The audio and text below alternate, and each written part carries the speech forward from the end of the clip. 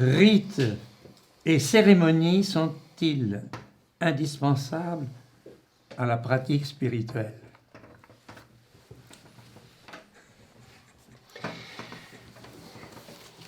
Rites et cérémonies sont-ils indispensables à la pratique spirituelle? Je dirais oui, à condition de définir ce que sont rites et cérémonies. L'avantage des gestes qui relient à la dimension spirituelle, c'est qu'ils peuvent être faits ensemble. Et je pense que le rite et cérémonie déjà ont une fonction pour permettre à une communauté d'une même religion, d'une même spiritualité de se retrouver dans les mêmes gestes et dans une même ce qu'on appelle nous une vue, une même visée.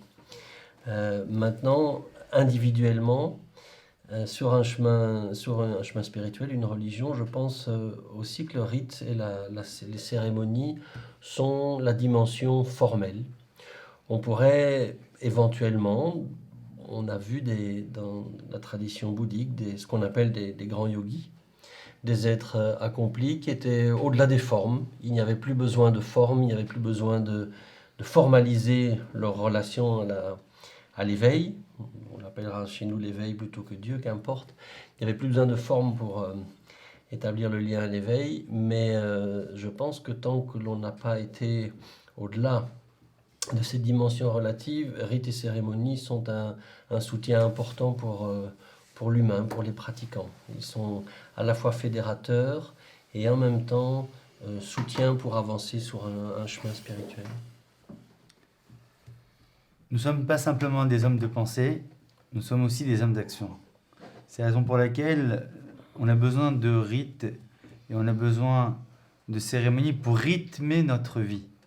Il ne faut pas simplement penser, mais on doit aussi agir. Car si nous n'agissons pas, alors nous sommes des êtres divins, des êtres angéliques. Nous sommes sur terre, nous touchons, nous voyons, et nous devons donc, comme je l'ai dit, mettre en place des choses. Et ce que la Torah nous dit, Naase venishma, tu dois faire et ensuite comprendre. On ne doit pas simplement, comme nous disait Descartes, d'abord je comprends, ensuite je fais. Non, c'est tout à fait le contraire dans la tradition juive. C'est d'abord tu fais, tu prends conscience de ce que tu es en train de faire, et ensuite en prenant conscience de ce que tu es en train de faire, alors tu pourras mieux comprendre ce que tu as fait, et ensuite tu reprendras ce que tu as compris pour le faire, et ainsi de suite. Et c'est quelque chose qui ne s'arrête pas. Donc en fait, je dois affiner mes connaissances, je dois affiner aussi ma pratique, et au fur et à mesure, j'avance. C'est comme ça que je peux avancer, c'est comme ça que je me bonifie, c'est comme ça qu'on est des hommes de pensée et des hommes d'action. Il y a un vieil adage qu'il ne faut pas prendre au pied de la lettre d'ailleurs qui dit « À propos des rites, ne posez jamais la question pourquoi, dites simplement comment ». Parce qu'il y a un descriptif pour ce qui concerne le rite. Attention, ceci risque de fragiliser les esprits. Mais il se trouve aussi que tout groupe humain a besoin de lions. Et le rite ou les rites, les cérémonies servent aussi de repères et de lions pour que ça puisse vivre. Notre République a besoin de protocoles. Même les manifestants ont leur propre rite et ils vont d'un endroit à un autre, y compris dans la subversion. C'est parce qu'il y a un groupe humain et paraît-il qu'il y a de la discipline à suivre les rites. Maintenant, les véritables spirituels, effectivement, s'en affranchissent parce qu'ils brisent le légalisme drastique de ce que j'ai appelé à l'occasion de l'une ou l'autre des questions, le ritualisme desséchant. Et le isme étouffe toujours la racine, le suffixe isme est toujours terrible. Les rites, les cérémonies, la gestuelle assoit en réalité le cadre dans lequel la pratique spirituelle se fait, soit seule, soit en groupe. Mais à mon sens, ce n'est pas ça véritablement le plus important. Le plus important, c'est cette fameuse intelligence du cœur. C'est l'effusion de bonté, d'amour, de miséricorde qu'on a pour autrui et pour soi et la compassion pour la création tout entière. Je commence par ce que tu as terminé, le cœur. L'homme est un individu, je préfère dire une personne. Et dans toute religion, le plus important, c'est la dimension verticale du cœur, c'est-à-dire un engagement personnel. Mais, étant donné que nous avons un corps et que nous sommes liés les uns aux autres, il est normal et même indispensable qu'on se retrouve pour fêter ensemble, pour prier ensemble, et en même temps pour se souvenir. Dans la Bible, d'un bout à l'autre, il y a le mot qui revient « souviens-toi ».